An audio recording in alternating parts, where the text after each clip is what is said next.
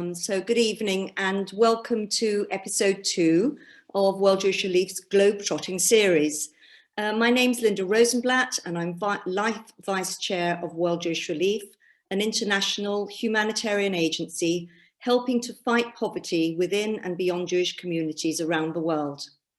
After our globetrotting to Poland a couple of weeks ago, tonight we'll be travelling further afield to Georgia, a country I visited in 2008 in the depths of winter with temperatures around -20. I was there on a fact-finding trip to see how World Jewish Relief could assist its proud but largely elderly and impoverished Jewish community.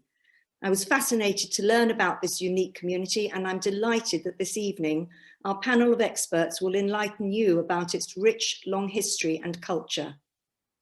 Our trip tonight will start with Jeremy Leigh, who was born in London and made Aliyah in 1992. Jeremy is the Director of Israel Studies at the Hebrew Union College in Jerusalem. And for the last 30 years, he's been heavily involved in developing the field of Jewish travel to sites of Jewish interest around the world. He runs an educational travel project, Jewish Journeys, and is the author of a book by the same name. And Jeremy is also advisor to the European Roots of Jewish Heritage project. During lockdown, I have had the pleasure of attending some of Jeremy's brilliant online courses, and I know you'll be enthralled by his 30-minute presentation. Once Jeremy has finished, he'll hand over to Rebecca Singer, who trained as a broadcast journalist and worked at the BBC for more than a decade. Rebecca visited Georgia 2 years ago in her capacity as Head of Communications and Community Engagement at World Jewish Relief. But last year, Rebecca joined the Rothschild Foundation, Hanadiv, but still remains very much part of the World Jewish Relief family. Rebecca will be in conversation with mother and daughter Lela, Tsitsuashvili and Annie Davarshvili, whom she will introduce formally later on. We do have a full agenda, and I'm well aware that many of you will be tuning in to another program later this evening. So don't worry, we are aiming to finish around 8:30, and I hope we'll have time for questions at the end of the session. So do please post your questions using the Q&A function. If at any time you would like to make a donation to World Jewish Relief, please do so by clicking on the link in the chat box or logging on to worldjewishRelief.org.uk. It now gives me great pleasure to hand you over to Jeremy.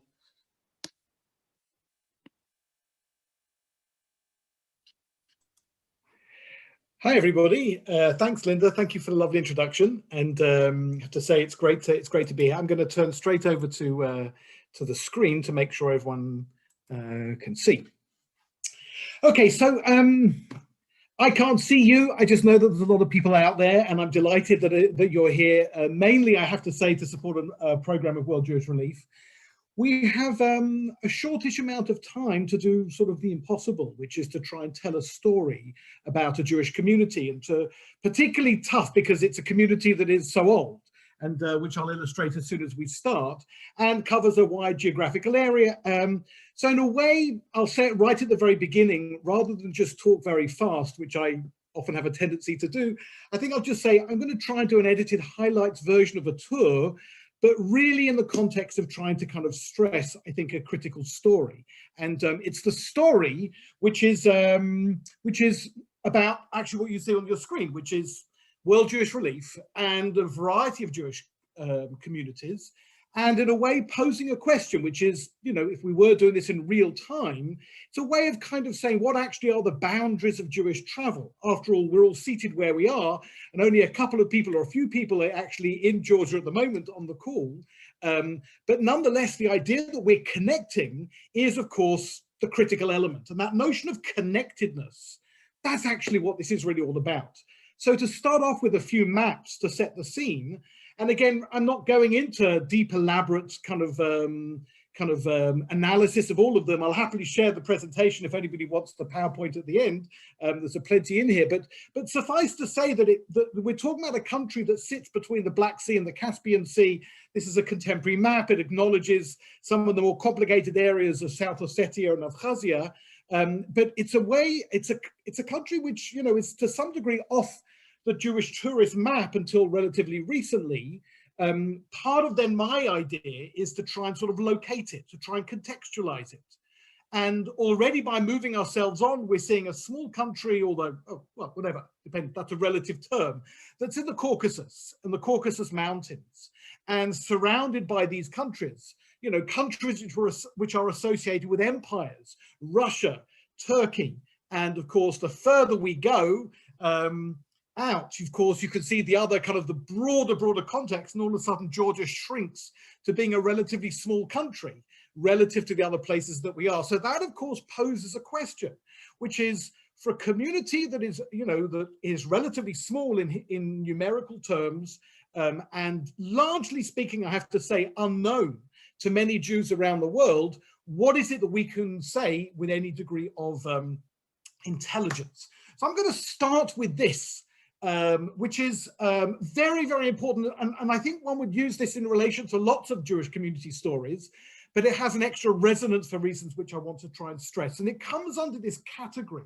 of what we would call legends of origins. What are the legends that explain how a Jewish community came about? And there's kind of academic, archaeological, scientific history, and then there are legends. And of course, at the heart of this, there's a question, which is whether the legend supplants history, whether the history is more important than the legend, but at least to say this, at least according to one of the legends, the Jewish community comes to Georgia at the time of the evacuation or the conquering of northern kingdom of Israel by the Assyrians in the year 722. It's the story of the 10 lost tribes. And, you know, that's pretty hard one to try and explain, but if it sits in the heart of a community, then let's acknowledge it. Now let's come to a different legend of origin. This one actually appears in Georgian records. Now, again, there are lots of references that go earlier than the conversion of Kartli, from which is an important critical Georgian chronicle of its own history from the 10th century, but it says the following: then the king Nebuchadnezzar captured Jerusalem.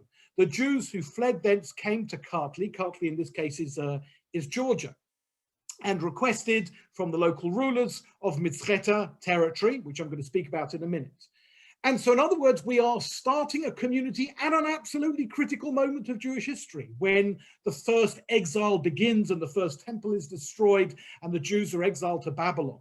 If you can root your community to the time of the destruction of the first temple, first of all, it makes you one of the oldest diaspora Jewish communities in the world. But of course, it sets up fascinating questions, which is, who exactly are these people? Now, it mentions there the town of Mitzreta. Mitzreta is going to be our first location on this short journey.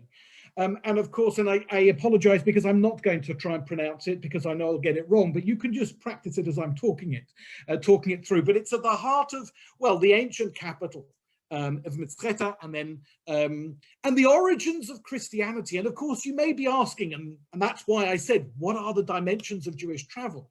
You may be asking, why are the origins of early Christianity so important? What you're looking at on your screen is the church, which amongst other things contains this grave over here, which is the grave of Sidonia, a critical person who receives from Elias, a Jew from Jerusalem who comes to Georgia at the time of the crucifixion, bearing one of the artifacts, a cloak of Jesus taken from the cross. And now stay with it because, of course, it becomes critical, and I've already kind of flagged it up by putting it in yellow there. The story of the arrival of one of the most important artifacts of the story of Christianity mythologically arrives in Georgia and is brought there by a Jew. Sidonia, relative, rushes out and meets Elias, and at a critical moment she dies, but nonetheless and is swallowed up and carries the cloak of Jesus with her. But what it means here is that Georgian Christianity, the second kind of Christian church outside of the Holy Land, first Armenia, then Georgia, begins its relationship with the Jews, where the Jews bring Christianity to Georgia. This is not the story where the Jews kill Jesus and are therefore responsible for deicide. And I'm going to say it because I only have half an hour, so I want to put it right there at the beginning. if the relationship of Jews to Georgia and its Christianity begins where we, as it were, so to speak, bring almost to the first pilgrim, strangely, Christianity, there's no real reason to hate us. And as a result, Georgia has this remarkable distinction of being a country with no meaningful story of anti-Semitism until the arrival of the Russians, which I'll speak about shortly. Nearby, also in Mtskheta, the ancient capital, the actual kind of location where the 4th century kind of first pilgrim of Christianity erected a cross on the site of a pagan shrine and Christianity begins. But here, and again, if you remember nothing else, this is the slide to be aware of. And I have to say, you know, I've been going to Georgia only for a small number of years, but, you know, quite a lot, quite intensively, taking a trip from Jewish Journeys there a couple of years ago.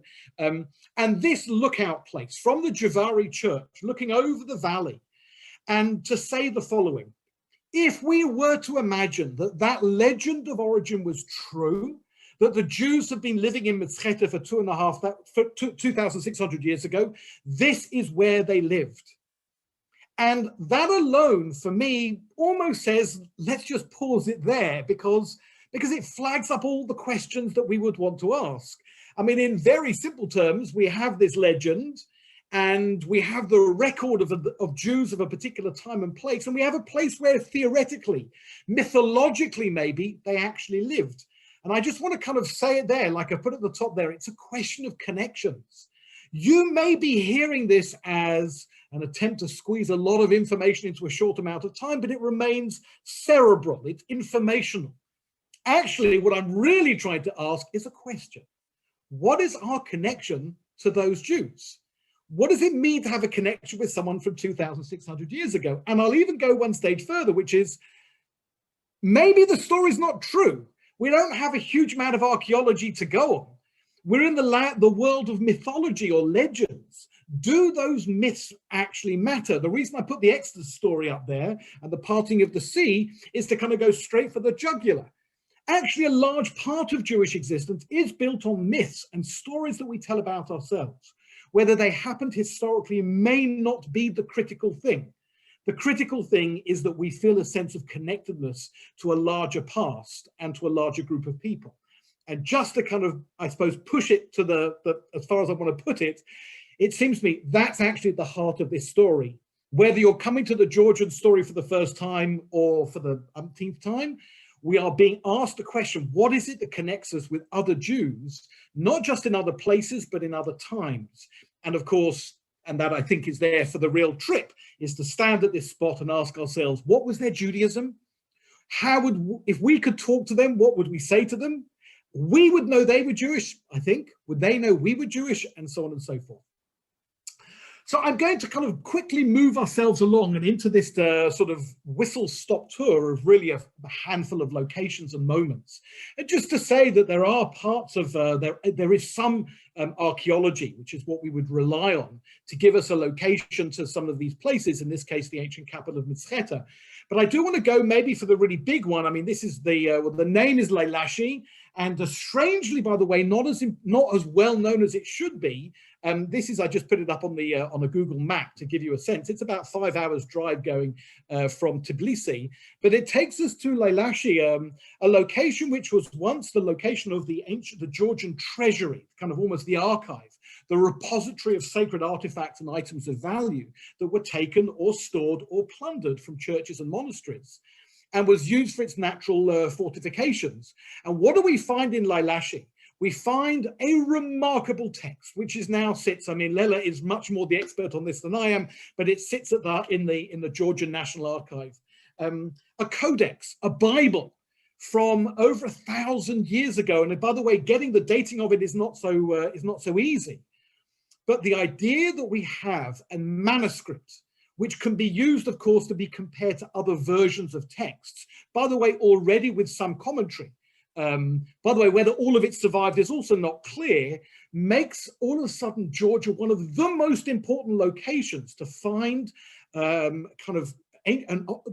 older manuscripts around which we build our sense of connectedness. And the reason I went straight to Leigh, I'm going to go back to Tbilisi, is that I asked a question before about connectedness. Maybe the thing that can kind of, as it were, lock together our connection with this story is the fact that we have manuscripts. And by the way, of course, the time when the Lalashi Bible was being created was the time when the hegemony in the Jewish world came from Babylon or from Iraq, which is, you know, much closer than, of course, than London is or the UK is. So going straight into the world of Tbilisi, or Tiflis as it was much more known historically, just a handful of references from the Middle Ages, from the 1200s, the 1100s, which let us know that the Georgian Jewish community actually is on the map. Actually, the one I probably want to reference or just draw your attention to the most is Benjamin of Tudela, probably the most famous of the medieval Jewish travelers, because it's about travel. I have to say, for me, that's a large part of my world, is trying to make connections across time and space. And when you've got validation of a Jewish traveler from 1,000 years ago, then automatically we know that we have a conversation not just between us and Georgian Jews, but between us and Benjamin of Tudela. And I'm going to just hang around for just a very brief minute in the capital, in Tbilisi, which has a kind of a Jewish quarter. I mean, it was referenced before, but goes back an enormously long time. This is the great synagogue. It's the main center of Jewish religious life, I think, of the community today. I'm going to leap all the way across time and acknowledge that actually one of the turning points is the arrival of the Russians and the Russian Empire at the beginning of the 19th century. And the reason why I wanted to reference it is that, first of all, the building of Tbilisi is largely influenced by the Russian presence, but critically that the 19th century brings Jews into Georgia from the Pale of Settlement and from other parts of the Russian Empire.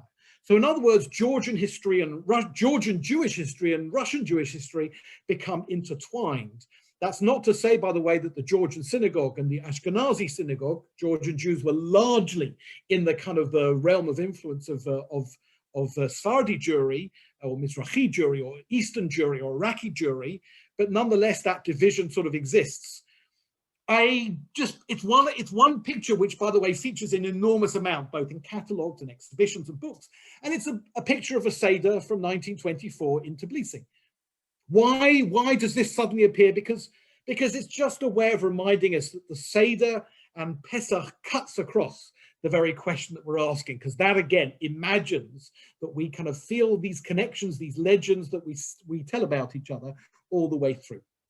So very importantly, we're moving to Kutaisi, which is sort of our next sort of step out, the second largest administrative center, but really gives us a story that I wanted to kind of flag up. Having said something about this lack of anti-Semitism, one story that we have in probably of the most important, one of the 2 or 3 most important communities in Kutaisi, is the courthouse, where we have a blood libel accusation. Now, I'm not going to spend lots of time on it. Actually, what I guess I'm trying to say, it's more the exception that proves the rule. But, you know, there isn't any of this stuff in the previous era of Georgian Jewish history. The arrival of the Russian Orthodox Church brings with it some of its anti-Jewish kind of prejudices, the likes of which include blood libel trials. And the reason why it's important, by the way, is the Kutaisi blood libel and these poor 9 chaps, although they were acquitted, echoes around the Jewish world. And actually that's how we know about it, because it's picked up, because it's part of the Russian Empire. Jews and elsewhere in the Russian Empire, and from the Russian Empire to the wider Ashkenazi diaspora, are aware of this. And of course, people ask the obvious questions. How the hell is this kind of stuff still going on in the 19th century? This may seem a rather obscure little kind of picture to bring up, but of course it relates to Boris Gasparov, who is the translator of the most important text of Georgian poetry, which I've kind of put a little bit up, mentioned here. Shota Rustaveli, the national poet, who produces the chronicle of the Middle Ages that tells the story and is probably one of the most important. I mean, this is a reference actually after its translation by Gasparov and then acknowledged in Israel, one of the most important texts of Georgian culture itself. And so the point, I think, is this, is that Shota Rustaveli, the medieval or ancient poet of Georgia, we know about because there's a picture of him in the Monastery of the Cross Church in Jerusalem. to pull it all together, we have this chap here, Boris or Dov Gaponov, who, for complicated reasons that we're not quite sure of, but in an attempt to learn the Hebrew language, decides to test out his knowledge of the Hebrew language by translating the great Georgian epic, The Knight in the Panther's Skin, written by Shota Rustaveli. And for that reason, there he is, that's him on the left of the screen. He gets to be the man whose statue sits outside the synagogue and whose street is named after him. But really, it's about the love affair, I think, between this part of Georgian culture and Jewish achievement and Jewish culture. And so when Gaponov, received all the great literary prizes when he finally made Aliyah in 1972, shortly before he died, it was a way of recognizing that there is this close connection between the two. So again, a brief picture. We're moving to a different community. I think keeping an eye on the clock, we're going to get to a couple more and then maybe a little bit of wrap up. The Jews of Gori, actually what I'm doing is I'm just continuing sort of the journey out of Tbilisi, heading westwards. Gori, a picture from Pesach in 1958. It gives you an image of a Jewish community, and I've put on the one hand, meaning on the one hand, here is a group of Jews who know that they're Jewish. By the way, most of these Jews will eventually leave to go to Israel, but Gori is probably far more famous, not for its Jewish past, but rather the past of this infamous chap over here, Joseph Stalin. And the reason why it's a big deal, or why I kind of feel the need to kind of just give it the minute or two, is that Stalin is a young Georgian communist, having left the theological college that clearly he was not going to succeed in, or his brief time as a kind of a literary figure. Stalin becomes really an integral member of the Russian Social Democratic Revolutionary Party that goes on, of course, to be the Bolsheviks. And critically, Stalin bequeaths, apart from a legacy of mass murder and oppression, he delivers a verdict on the Jews. Stalin doesn't recognize that the Jews are, in fact, a nation, and that anyway, nationalism and socialism don't always go well together. But in the case of the Jews, it leads to Stalin's, first of all, his anti-Semitism. These are two kind of notorious expressions of Stalin's anti-Semitism in the latter part of his life. But actually, I think critically, before we get to that point, there are attempts to allow the Jews to live within the Soviet Union. And the quote at the top is just a quote from the woman who guides us around the Stalin Museum in Gori. Mistakes were made. It's the understatement of the year or of the century. But anyway, these symbols of Jews trying to become part of the Soviet Union, with this sort of figure of Stalin in the background, kind of reaches a kind of a different moment when Stalin is dead and the story has moved on, and we come to this famous letter of Georgian Jews in the late 1960s, actually the first big public expression of Soviet Jews trying to leave the country to get to Israel, to make Aliyah, kind of the precursor to the Refusnik, or actually at the critical moment of the Refusnik movement. And the famous letter, I mean, I think those of you who are experts in Soviet Jewish struggle will know that the letter of the 18 Georgian Jews was followed by other events where we kind of recognize that the Georgian Jewish story has a deep connection to Zionism.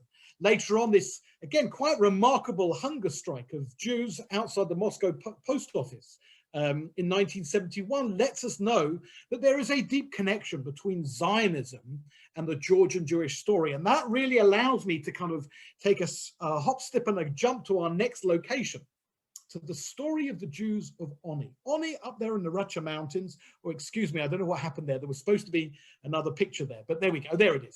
So this was a picture that was taken at the end of the, I think at the end of the 1980s, of the Jewish community in Oni. Oni is it's much more isolated, and I have to say it was a tremendous excitement when I took my group from Jewish journalists there with Rebecca, who's going to speak shortly, to go to Oni, because World Jewish Relief is intimately involved in the story of helping the Jews of Oni.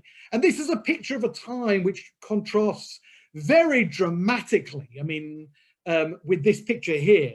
A synagogue left behind because actually in Oni there is literally a handful of Jews. I wanted to include this interior of the synagogue in Oni, not to talk about the architecture or the interior design, but this is a picture taken when I was there with my group a couple of years ago, because there's a religious man who never really gets a chance to have a minyan, and the arrival of 36 Jews from the UK allowed him to daven with a minyan. The story of Oni, though, I wanted to use it really to connect to this character here. Again, I kind of thought that there wouldn't be, you know, within a half an hour to squeeze too much in, but to highlight a few critical figures.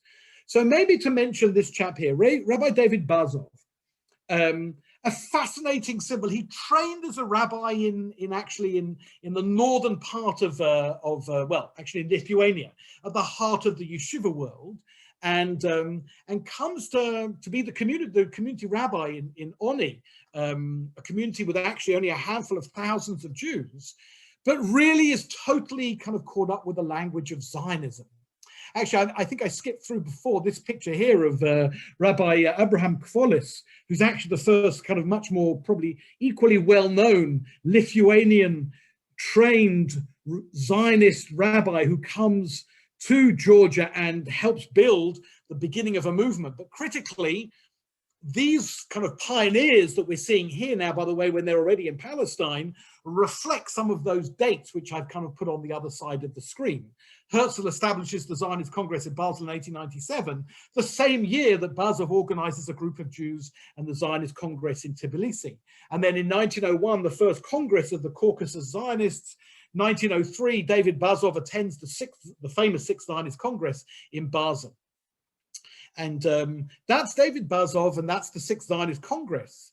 And the reason I'm going to linger on it for there's Cholis, that's what I went to say. When he arrives in a different community, he actually gives all of his sermons in Hebrew, which everyone has to kind of catch up with. Right to the screen, by the way, is the Rosh Yeshiva, the very famous Rabbi Elchanan Spector in the Jewish community in Kovno, which is where he trained. I think my point is to say this: to understand that the vast majority of the Georgian Jewish community relocated to Israel has something to do with the Russian Jewish story, and it has something to do with this deep sense of connectedness to the land of Israel. And I certainly am not trying to say that all the way through its history, all Georgian Jews were focused on the land of Israel and Zionism when it came along. But the point is that it's a fascinating community, because so many communities that end up kind of moving en masse to Israel do so because of deep stories of anti-Semitism. I think one of the overriding feelings I've always had in all of my time in Georgia is that this is a community which is very connected to Israel, very connected to the broader Jewish world, without any denial of its Georgianness. In other words, actually something of a little bit of a love affair, I think, that connects the two parts of the Jewish world. And David Bazov, by the way, is exactly that kind of figure. Of course, the Russian and the Stalinist story get in the way, but nonetheless, the fact that it's there. So I think, because I'm keeping an eye on my time, I'm going to just kind of, I think, jump through. I wanted to give a couple of contemporary images of Georgian Jewry, and I know this is a bit cheap to kind of throw a food picture onto the screen, but actually it really relates to this, which is this chap, Irakli, who actually just yesterday evening was removed from MasterChef. I mean, everyone was crying at the end of MasterChef in Israel is a fascinating program. It's a real kind of love affair with Israelis with each other. It's a lovely program where there's a real celebration of all the multiple food stories in inside Israel. Anyway, this year's epic series has this fantastic character, Irakli, who's a Georgian Jew, and all of his food that he made was Georgian Jewish. And there was this remarkable sense that the Georgian Jewish story sits very comfortably in the Israeli or the larger Jewish peoplehood story, and is mediated probably, I mean, I think it's pretty fair to say, with a lot less knowledge of history and culture, and maybe a little bit more on kind of contemporary stories which may include food. So very, very briefly at the end to say that the Georgian Jewish story kind of hits the world stage, and certainly world Jewish relief, through a number of critical events. I mean, the earthquake in Oni, by the way, which leads to tremendous damage in 1991, the Russian occupation of Gori, which I mentioned much earlier, sees the arrival of, well, World Jewish Relief and then the Jewish Distribution Committee, the Joint. Joint in Gori, only in World Jewish Relief, but it's a way of letting us know that the community that sits comfortably with its Israel relationship also allows room for lots of Jews to kind of connect with it from outside. So my one last is going to seem such a random thing to throw in at the end of my half hour. But I wanted to take you to this amazing location as a tourist destination. I failed again.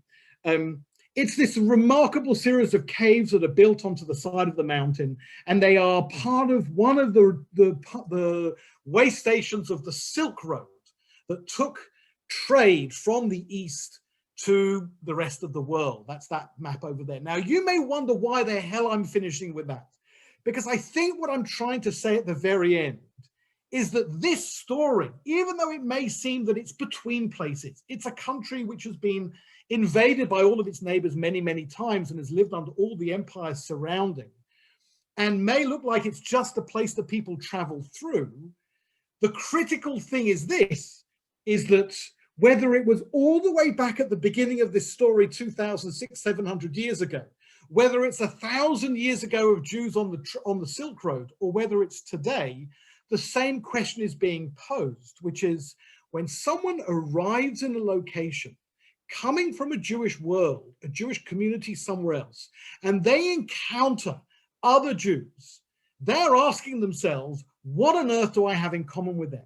And I think that's the point that I wanted to conclude with, which is imagining a Jewish trader on the Silk Road from 1,300 years ago stops overnight or for a week in Uplichita in one of these caves and continues on the way, and they are Jewish, and they know that they're traveling between communities and through communities. And actually what it turns out is that there is a tremendous sense of cohesiveness that defines the Jewish story, whether we know lots about it or not. And so it may be a little bit kind of rude to put it in at the end, but it's a world Jewry story. It's a World Jewish Relief story. Stalin was thoroughly wrong. We are really a nation, and we do feel connections with each other. And I hope there's a little bit here that kind of illustrates part of that. So I'm going to pause it here because my time is up. I realize I rushed through. I hope I didn't lose too many of you along the way. And obviously feel free to ask any questions later, and certainly feel free to be in touch, and I'll happily send the PowerPoint to everybody. I think I'm pausing here.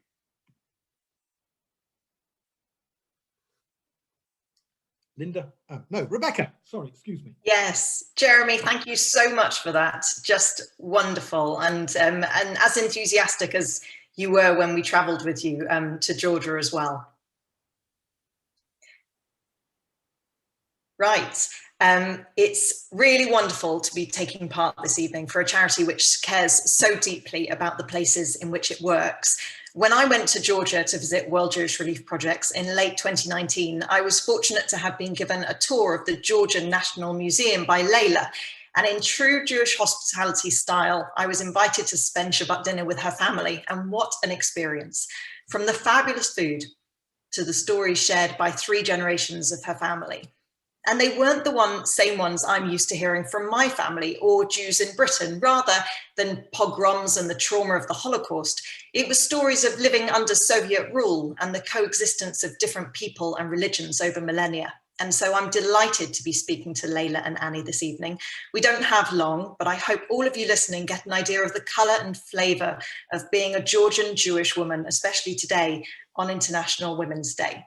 So please join me in welcoming Lela Tsitsuashvili, who is head of temporary exhibitions at the Georgian National Museum, where she's also researcher of Jewish cultural heritage, and she teaches Judaism in art and Jewish cultural heritage at the University of Georgia.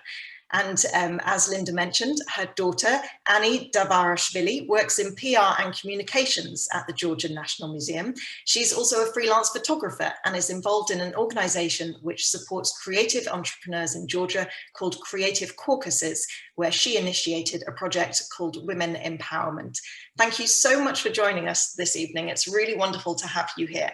Lela, I thought I would start really with you. And following on from Jeremy's mention about the Russians coming to Georgia, I wondered, can you give us a sense of what it was like growing up as a young Jewish woman during the Soviet era in Georgia, and how difficult was it for your family to practice Judaism at that time?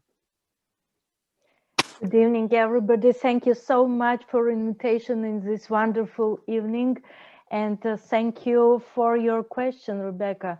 It was really, I think it was different for different people in Georgia, but for me, I grew up in traditional Jewish family and in Soviet era.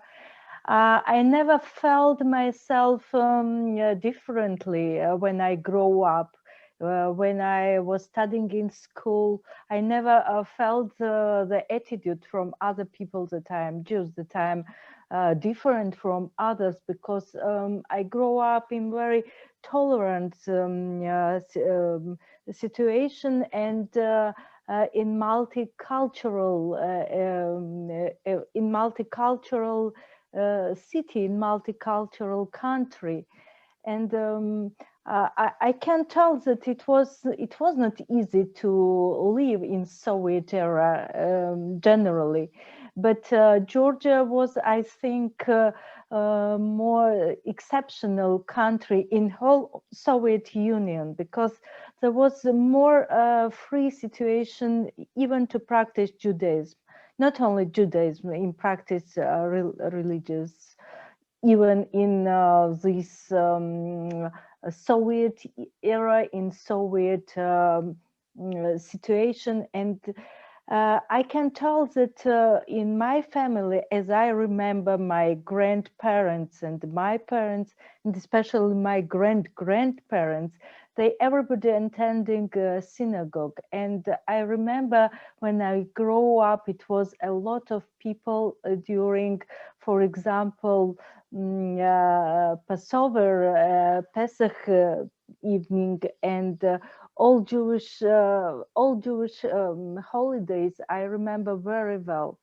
It wasn't prohibited. We were attending synagogue, and everybody can practice Judaism in their home. And after the fall of the Soviet Union, how difficult was it for people to adjust to the post-Soviet era? I remember at your table, you were talking about the transitions that people found hardest for you and your friends. How difficult was it for people to readjust to a post-Soviet era? Post-Soviet era. Yeah, it was difficult. Yes, it was difficult. But from the other hand, we get freedom, and it was very important. It was difficult from the social and from economic point of view, but from the other hand, we get freedom. We get it was very strange, because before the Soviet collapse of Soviet Union, there was a lot of Jews in Georgia. There was before the Aliyah, there was about 1,000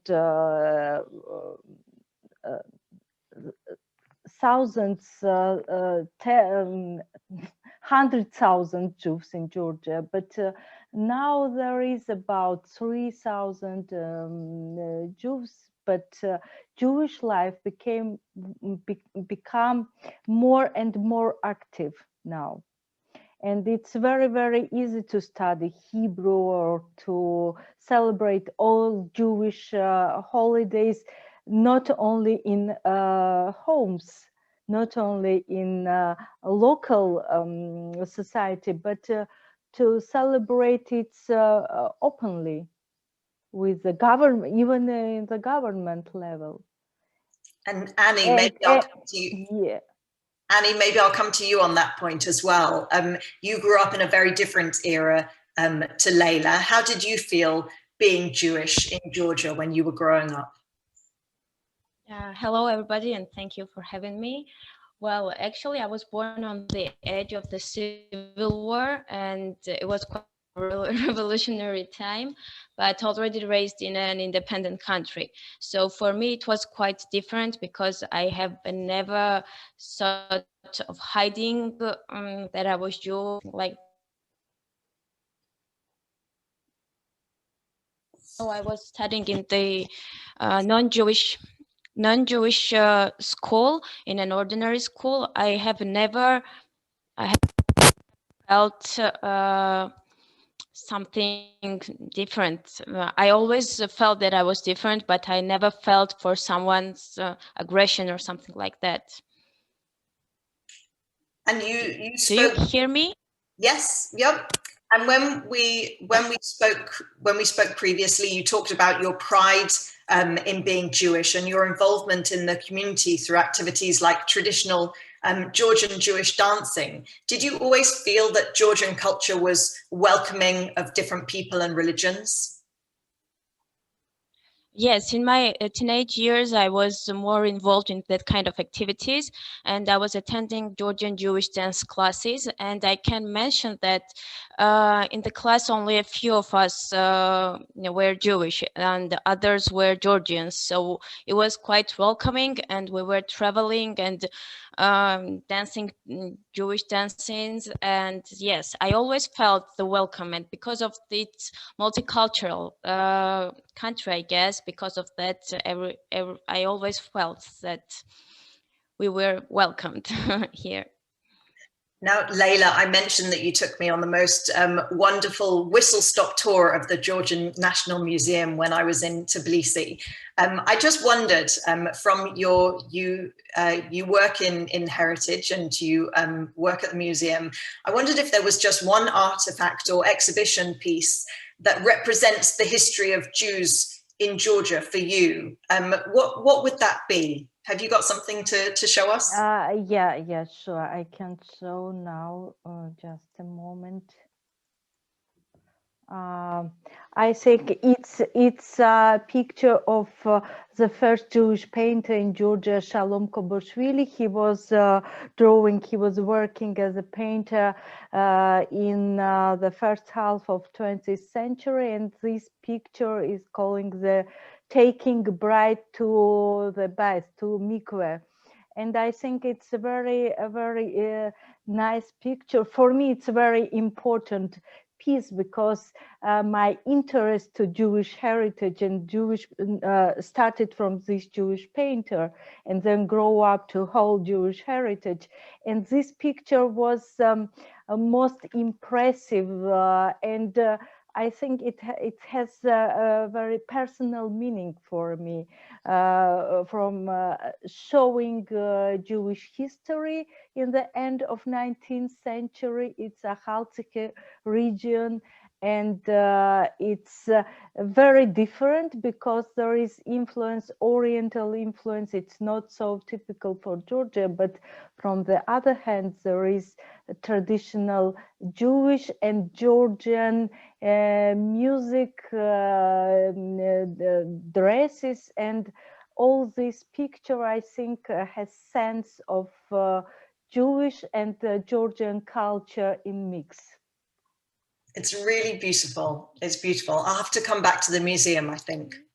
With a pleasure.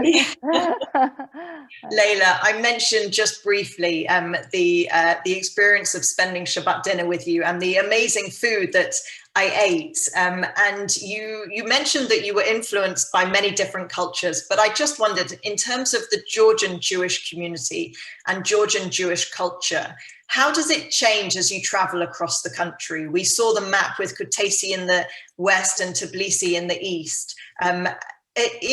Is Georgian Jewish culture homogenous, or does it change as you move through the country, and how does it change? I think it's changed because during the history we have seen a brilliant presentation of Jeremy about Jewish heritage, and there was Jews lived in different parts of Georgia, and during the migration, the influence of local culture in small, even in these small country there is the greatest diversity in traditions, even in genotypes, and the Jews who settled in different parts of Georgia had this influence and some kind of assimilation, and this assimilation appeared firstly in past in dressing, in ethnography,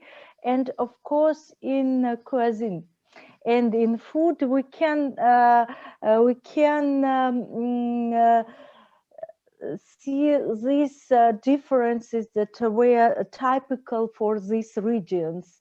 Food in different regions of Georgia is different, and the same we can say about Georgian food, Jewish food. And if Georgian Jews can enjoy diversity of different dishes, Jewish dishes, everybody can recognize that these dishes is from Kutaisi region, or for example from Akhaltsikhi region that has its own specificity. And of course in Georgia there was as well Ashkenazi Jews and mountain Jews, and they as well has their own dishes and own food. And I interesting. And for me, it's very interesting to enjoy, to try everything, any kind of foods. For me, but you did mention that you had a favorite, and I wondered if you could describe it for those listening. It was fish and walnuts. Is that right? Yeah. It's my favorite. It's fish with walnuts and pomegranates. And I think it's one of the delicious Jewish food in Georgia. It was really special to spend time with you and your family. Annie, I thought I would just end with you. I wondered, we were talking about the political situation in Georgia and how that can present some difficulties as a young Jewish woman. And I just wondered kind of how have things changed in recent years, and what are your hopes for your country in the future? Well, in recent years, a lot of things have changed in different directions, I can say.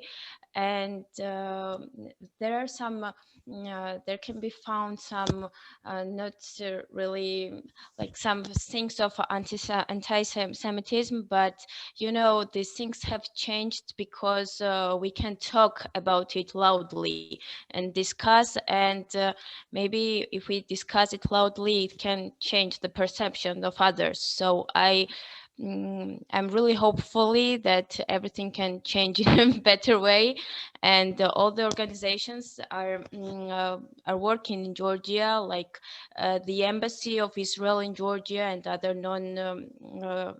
organizations.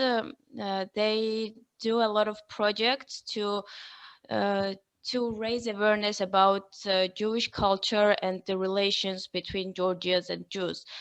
And even the exhibitions that Lela is doing at the museum, it's the results should be to raise the awareness of this culture and the connection. So I'm really hopeful that everything would change for the better, even for the better.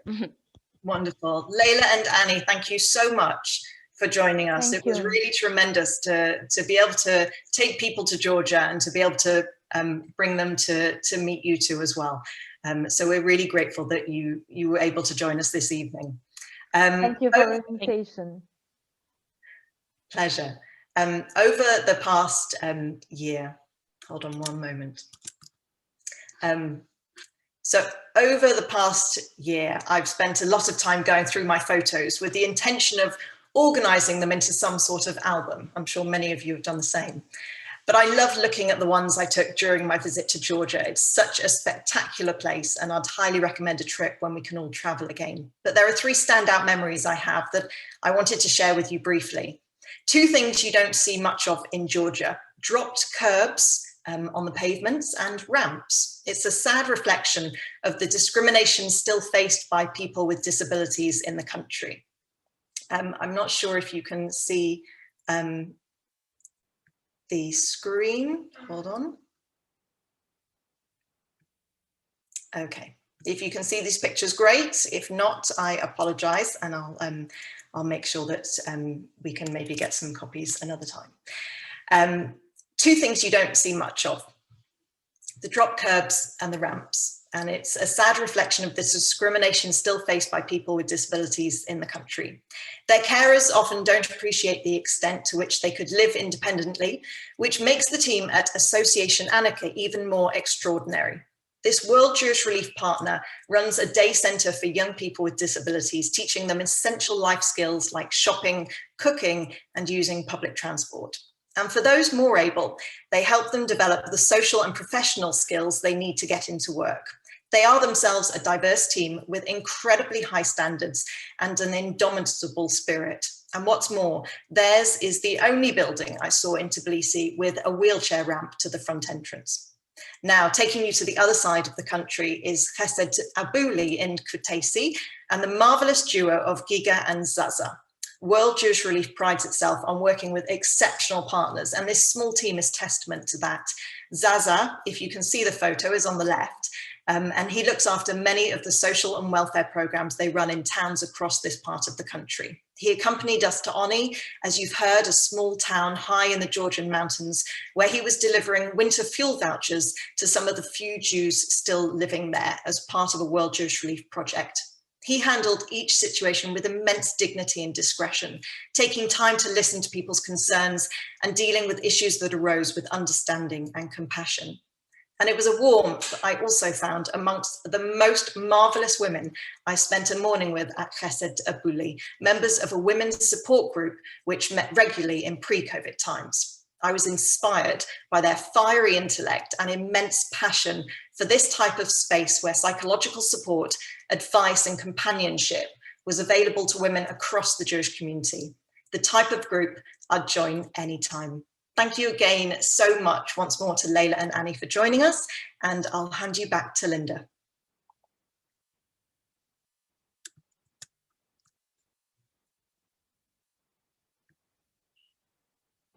Thank you, Rebecca, Annie and Lela, and also to Jeremy.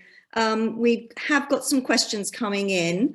So first of all, well, somebody wants to know the population of Georgia. So I don't know who'd like to answer that. What is the total population of Georgia? Can Lela tell us, or Jeremy, perhaps? Yeah, I can tell. The population of Georgia now is about 3,500. 3 million. Almost 4. Almost 4 million. 4 million. Yes. No, 4 million. 4,000.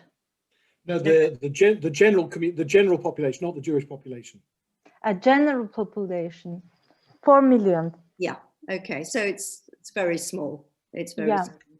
And I have a question here from Jean for Jeremy. Has the Jewish experience been different in the two regions taken over by the Russians? You mean, I presume that's Georgia, South Ossetia and Abkhazia. Yeah. The truth of the matter is, it's hard for me to know because I've never been to them for exactly those reasons. I mean, historically, they were connected, and I mean, you know, there's a general question about, which is always a challenge for sort of backward history and heritage, which is when the borders move, the older story, the organic, the whole story covers the whole territory, but then the modern borders chop that up into different pieces. I mean, so actually, I think probably Leigh or Annie, you're probably more expert in the matter of the Jewish community of South Ossetia and Abkhazia, what their experience has been. In terms of the heart, I mean, the central regions are, I mean, these are very small communities to this day.